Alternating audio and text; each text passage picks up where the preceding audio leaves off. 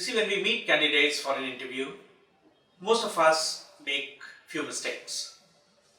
One mistake we make is that we are not prepared with the questions. We block the time for the interview, but we are not prepared with the questions. The second mistake that we do is we do not know what we want to test. And number three, we do not sometimes keep in mind what is the requirement of that job from a non-hard skills point of view. Any person who joins a company comes with three bundles of capabilities. The first capability is called the functional capability.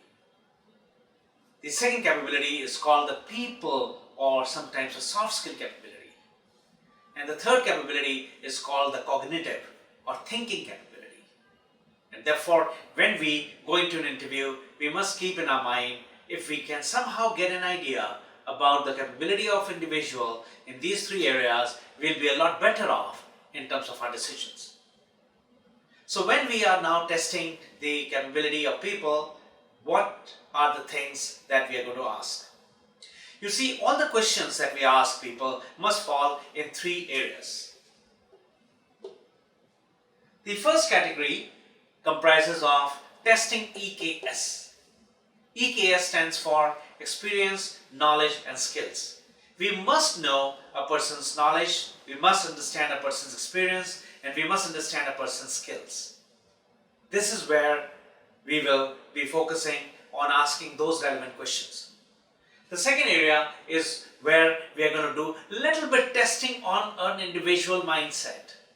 Mindset, as all of us know, is a vital knob, like a fan regulator, a knob that sits in our mind through which the thoughts turn into actions. And this is an important thing to study. The third area in which we should be asking questions is to gauge, understand, get some insight into an individual personality. And that is important because the behaviors of people, which is going to reflect the softer part of the skills, is not actually the cause of the issue. The cause of the issue are the values, beliefs, motives, and interests of individual that turn into feelings and behavior. So if there is some way we could do a little bit test here, then we will be better off in our selection of the right candidate, not the best candidate. We don't need best people, we need right people. So I recommend that we have one question for each element.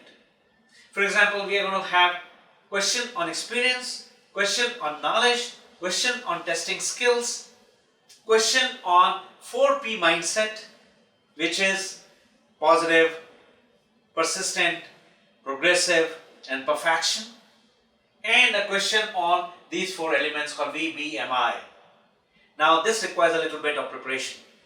Questions should not be asked just like that. You got to make a proper list. In fact, the HR team has to create the buckets of questions and give it to the people who are going to interview so that they understand that what is it that we are trying to test.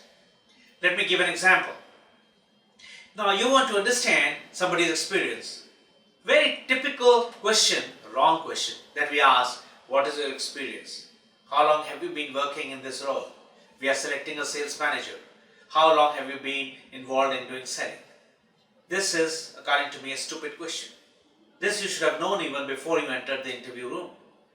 So what is the right question you want to ask? You want to ask about the nature of experience and the nature of experience of managing teams, because you are appointing a sales manager.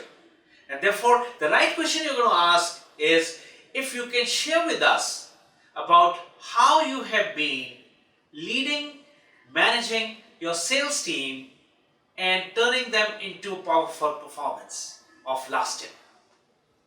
Now, the answer that you will get will be about how this person manages his targets, his goals, and his teams to show performance.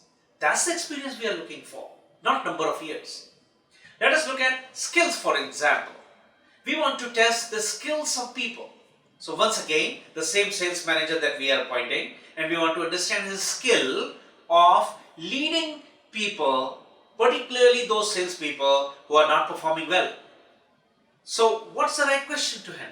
How do you manage your people? Or how do you manage people who are not very effective? Or how do you help salespeople who are not delivering results? Bad question. Stupid question. So how are we going to ask the good question on skill? So what are we going to ask the sales manager when we are wanting to test a skill? This is what we'll say. We'll say that please think of a situation when you had salespeople who were not performing. Tell us, how did you handle that situation? What did you do?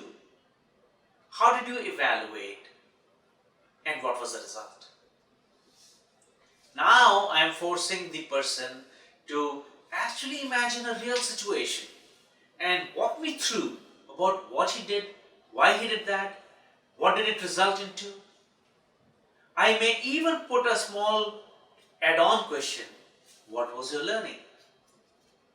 And this is how we are going to do this kind of testing.